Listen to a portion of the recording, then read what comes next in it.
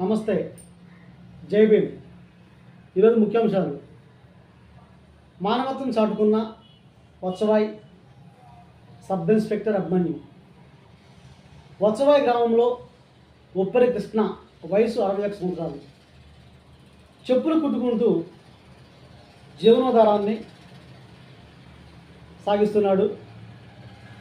ఈ మధ్యకాలంలో అకాల వర్షాల వల్ల కురుస్తున్న వర్షాలకి మరి చెప్పులు జీవనాధారం లేక ఆర్థికంతో ఉన్న పరిస్థితుల్లో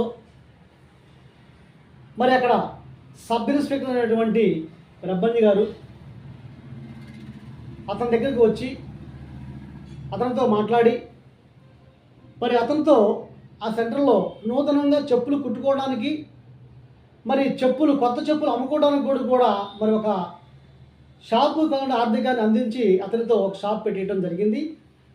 మరి అందుకు గాను ఆ కుటుంబమే కాకుండా గ్రామ ప్రజలకు కూడా మరి సబ్ ఇన్స్పెక్టర్ అభిమన్యుకు మరి ధన్యవాదాలు తెలుపుతున్నారు. అదేవిధంగా మూక్ ప్రజాగళం యూట్యూబ్ ఛానల్ చైర్మన్గా మరి నేను కూడా ధన్యవాదాలు తెలుపుతున్నాను. అదేవిధంగా మరి జై భీమ్ సేవాదళం భారత్ వైపు నుంచి మరి అధ్యక్షురాలు కె బ్రహ్మణమ్మ గారు కూడా మరి సబ్ ఇన్స్పెక్టర్ వారికి ధన్యవాదాలు తెలుపుతున్నారు.